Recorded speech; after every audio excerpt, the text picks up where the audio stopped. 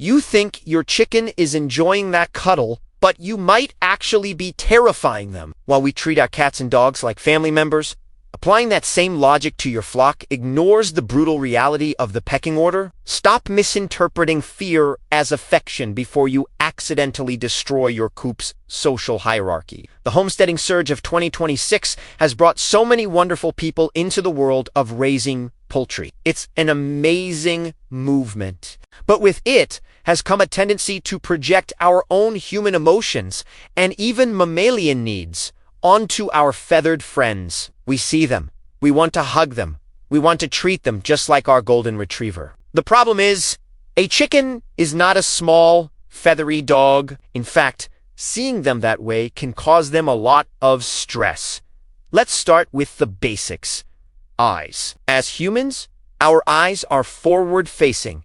This is the classic setup for a predator. We lock on to our target. When you look directly at a chicken, you're intent. Focused gaze screams predator to their ancient, hardwired instincts. Chickens, on the other hand, have eyes on the sides of their heads. This gives them a wide, panoramic view to watch out for danger from all angles. They are prey animals, through and through. So, when you approach for a snuggle, your loving stare is interpreted as a threat assessment. The very act of you looking at them can trigger a fear response. This brings us to a really important and often misunderstood phenomenon: learned helplessness or tonic immobility. You might have seen videos of a chicken just sitting perfectly still in someone's lap, maybe even looking sleepy or content. The owner will say, "See, she loves it. She's so calm." But what you're likely witnessing is a bird that has frozen in absolute terror. This is a last-ditch survival mechanism. When a prey animal knows it can't escape a predator, it will sometimes go completely limp and still, hoping the predator loses interest and thinks it's already dead. They aren't calm, they're paralyzed by fear. That frozen state is not affection. It's a sign that their stress levels are through the roof. Now, not all chickens are the same, and breed makes a huge difference. If you have a big, fluffy buff Orpington, for example, they are known for their docile and placid temperament. These heavy, dual-purpose breeds tend to be less flighty and more tolerant of handling. You might be able to handle them without triggering a major panic. But compare that to a lightweight Mediterranean breed, like a Leghorn. These birds are bred for high production and are incredibly flighty and active. Their instinct is to run first and ask questions later. Trying to cuddle a Leghorn is like trying to cuddle a squirrel. Their cortisol, the stress hormone, will spike dramatically, and they will perceive your attempted affection as a life-or-death struggle. Let's talk about Silkies for a moment. Everyone loves Silkies. They're fluffy, they're cute, and they look like they were designed for petting. But here's the surprising truth. Their unique feathers can make petting uncomfortable or even painful for them. A standard chicken feather has barbs and barbules that hook together, creating a smooth, strong surface. It's like a tiny zipper. A Silkie's feathers lack these hooks, which is why they look so fluffy and downy. When you run your hand over them, especially against the grain, you're disrupting every single one of those delicate filaments.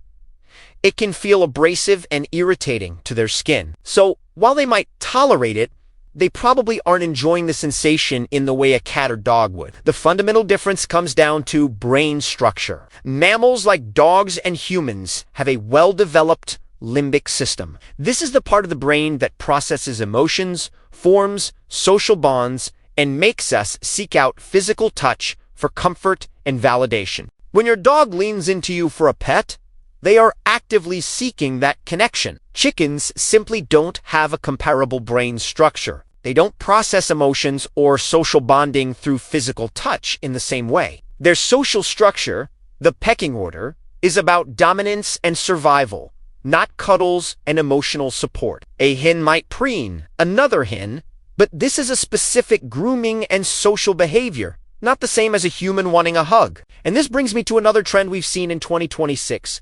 Dressing chickens in costumes. I know it looks adorable for a quick photo, but it's really important to understand what this does to a bird.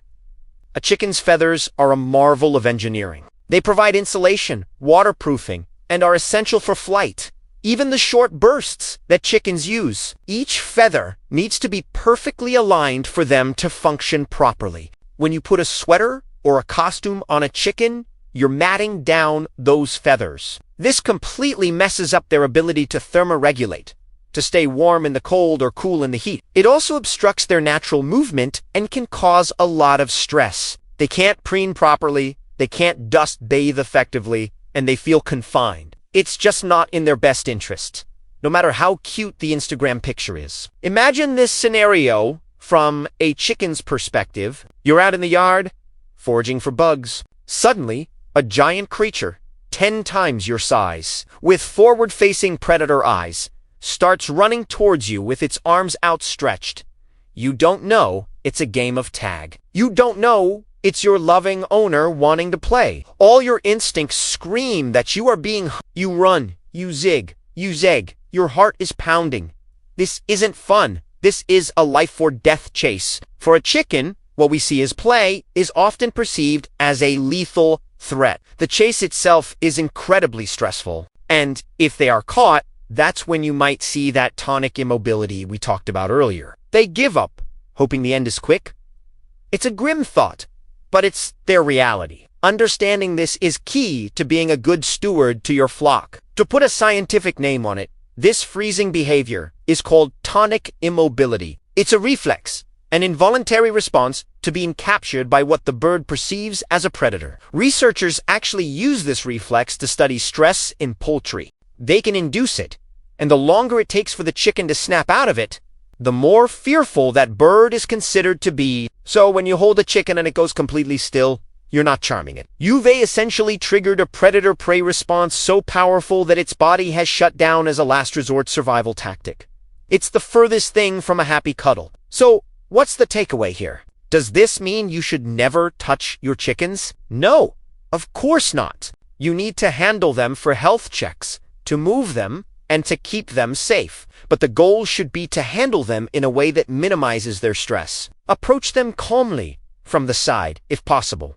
Support their body properly when you lift them. Keep handling sessions short. And most importantly, learn to read their body language. A tense, wide-eyed bird is not a happy bird. A bird that immediately tries to escape is not enjoying the interaction. In 2026, the best way we can show love for our animals is by respecting them for what they are, not what we want them to be. Respecting the biological differences between a prey animal and a predator, between an avian brain and a mammalian brain, is the highest form of animal welfare. Let's learn to appreciate our chickens for their unique chickenness. Watch them forage, enjoy their funny little dinosaurs, walks, and celebrate the delicious eggs they give us. That is a relationship built on respect, and it's far more rewarding than a forced cuddle.